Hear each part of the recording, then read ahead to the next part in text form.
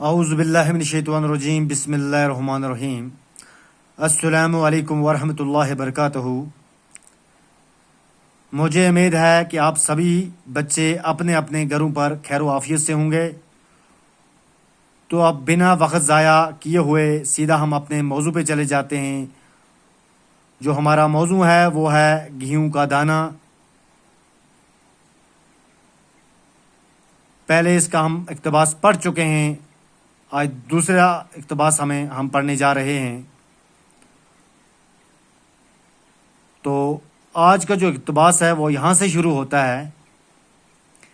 اس پر راجا نے حکم دیا کہ اس کسان کے باپ کو دربار میں حاضر کیا جائے۔ یہ کسان بہت ہی بوڑھا تھا، وہ ایک لاٹھی کے سہارے چلتا تھا اور اس کی ایک آنکھ ابھی کام کرتی تھی۔ راجا نے گیہوں کا دانہ اس کے ہاتھ پر رکھا اور پوچھا، بڑے میاں کیا آپ نے اتنا بڑا گیہوں دیکھا ہے؟ یہ بوڑھا کسان بھی کچھ بہرا تھا لیکن اپنے لڑکے جیسا نہ تھا۔ اس نے کہا، سرکار، یعنی اس پر راجا نے حکم دیا۔ جیسا مطلب پہلا بوڑھا کسان آیا تھا تو اس نے کہا کہ اس نے اندازہ لگایا لیکن وہ نہ اس کو پہچان پایا، تو اس نے کہا تھا کہ نہ ایسا گیہوں کا دانہ میں نے بویا ہے نہ کبھی دیکھا ہے۔ تو اس نے یہ بھی راجا سے کہا تھا کہ شاید میرے والد محترم کو اس کے بارے میں کوئی جانکاری ہو۔ تو اس کا والد محترم جب دربار کے اندر آتا ہے تو اس پر راجا نے حکم دیا، تو راجا حکم دے رہا ہے اسی کو کہ اس کسان کے باپ کو دربار میں حاضر کیا جائے۔ تو راجا نے جیسا حکم دیا تو کہ اس کے باپ کو دربار میں حاضر کیا جائے۔ یہ کسان بہت ہی بوڑھا تھا، یہ جو اس کا باپ تھا وہ کافی بوڑھا تھا، وہ ایک لاٹھی کے سہارے چلتا تھا۔ کس کے سہارے چلتا تھا؟ ایک لاٹھی کے سہارے چلتا تھا۔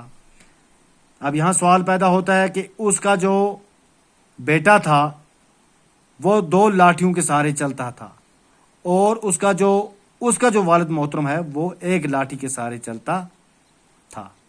اس کی ایک آنکھ ابھی کام کرتی تھی، یعنی اس کی دونوں آنکھیں کمزور ہو چکی تھی لیکن اس کی آنکھیں کام کر رہی تھی۔ راجا نے گیہوں کا دانہ اس کے ہاتھ پر رکھا تھا۔ راجا نے کیا کیا؟ فوری طور پر گیہوں کا دانہ اس کے ہاتھ پر رکھا اور پوچھا، بڑے میاں کیا آپ نے اتنا بڑا گیہوں دیکھا ہے؟ کہ بڑے میاں کیا آپ نے کبھی اتنا بڑا گیہوں دیکھا ہے؟ یہ بوڑھا کسان بھی کچھ بہرا تھا لیکن اپنے لڑکے جیسا نہ تھا۔ یہ بوڑھا کسان بھی جو تھا یہ بھی بہرا تھا، بہرا میں یہ سن نہیں پاتا تھا اچھی طرح، لیکن اپنے لڑکے جیسا نہیں تھا، یہ اپنے لڑکے جیسا نہیں تھا۔ اس نے کہا، سرکار۔ کیا پوچھا؟ سرکار۔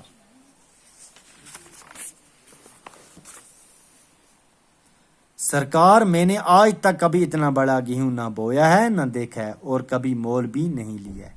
اب اس کا پہلے کسان کا جو والد محترم ابھی آیا ہے تو یہ بھی کہہ رہا ہے، میں نے آج تک کبھی اتنا بڑا گیہوں نہ بویا ہے نہ دیکھا ہے اور کبھی مول بھی نہیں لیا، نہ کبھی میں نے اس کو خریدا ہے، کیونکہ ہمارے زمانے میں مول لینے کا رواج ہی نہ تھا۔ تو یہ بوڑھا کسان کہہ رہا ہے کہ ہمارے زمانے کے اندر مول لینے کا رواج نہیں تھا، یعنی کہ قیمت ادا کر کے کوئی چیز لینے کا رواج نہیں تھا۔ ہم اپنے کھیتوں میں اتنا اگاتے تھے کہ مول لینے کا سوال ہی پیدا نہ ہوتا تھا۔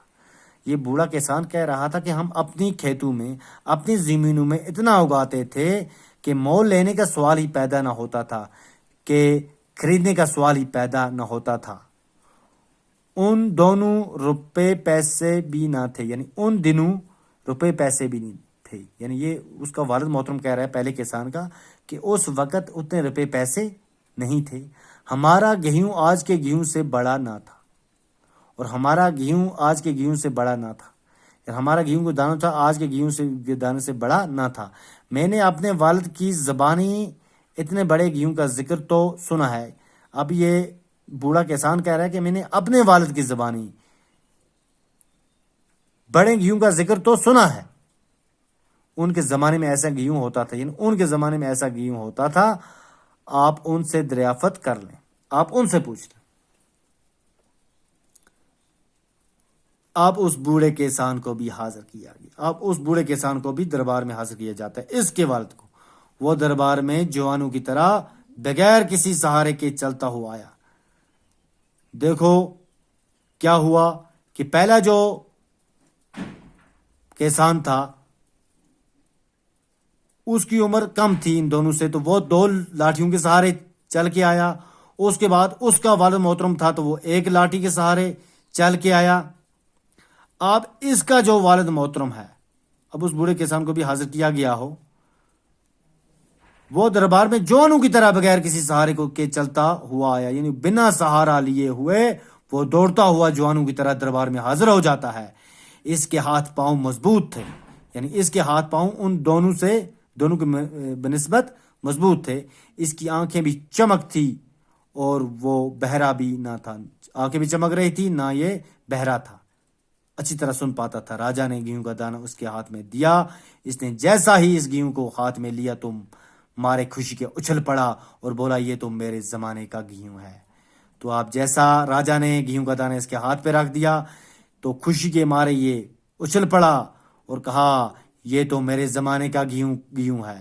راجا نے پوچھا بڑے دادا، اب یہ دادا ہوئے، راجا نے پوچھا بڑے دادا کیا آپ بتا سکتے ہیں کہ ایسا گیہوں کب اور کہاں پیدا ہوتا تھا؟